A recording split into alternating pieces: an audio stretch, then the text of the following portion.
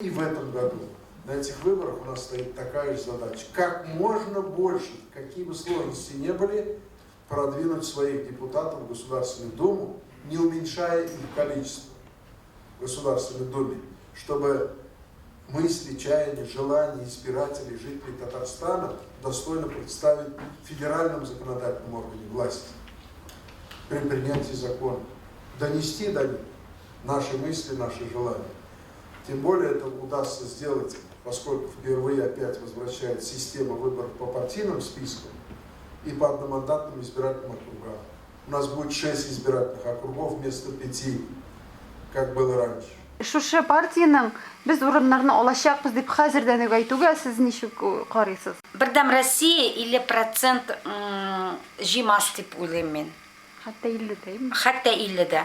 Чөнки хәзер тормыш бик авыр. Бу кризис аларның лидерлар җитәкчесендә булды. Безнең Россиядә и хәзер аларның лидерлары бер нәрсә эшләми кешегә 5%-ны без бүген Булай да набирать итә алабыз, безнең соцопрослар үтә. Безнең бүген 10-11% рейтинг партия бар бүген республикада. Минем дә бик зур рейтингым, чөнки күп эшлим. Без үтергә тиеш Государственная Думага, икенче урын минимум, программа минимум безнең. Без икенче партия булырга тиеш. А программа максимум без Единая Россияны обойти должны дип. Җиңергә дә, узырга да. Без узырга тиеш. Шуңа күрә безнең бик кызык сайлаулар булачак. Без анарга хәзер. Бер яктан караганда, билгеле булганча узган сайлауларда да индир фальсификациялар булды. Шул методларны куллансалар, әлбәттә алар җиңә алалар. Икенче яктан караганда, хәзер социаль безнең хәлләребез авыр, дәүләттә халыкта гомумән акча юк, бетте, һәм кешеләр бу хәлгә кемнең китергән аңлый, һәм бердәм Русиянең гаепле булуын да аңлый. Дәүләт җитәкчелегендә кем булганда, бигрәк тә партия җитәкчесе Медведевның да шул бердәм Русия җитәкчесе буларак гаебе анда булуын аңлый башлый, һәм миңа калса киләсе сайларда протестлы сайлаулар булачак, ягъни Единая Россиядан башка теләсә кайсы фиркаларга тавыш бирү очраклары шактый күп булыр дип уйлыйм. Шуңа күрә бердәм Русия 50-дән артык процент җыя алмас быел.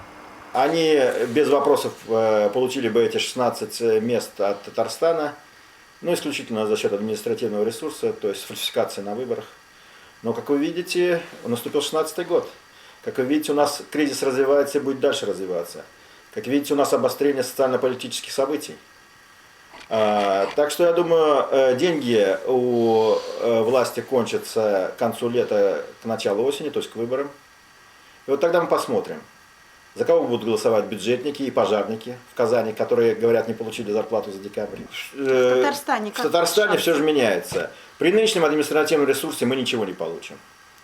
Но при развале экономики, которую эта власть будет продолжать усугублять, естественно, мы рассчитываем, что свои 20% мы наберем в Татарстане. 20%. А это значит, что мы можем получить 2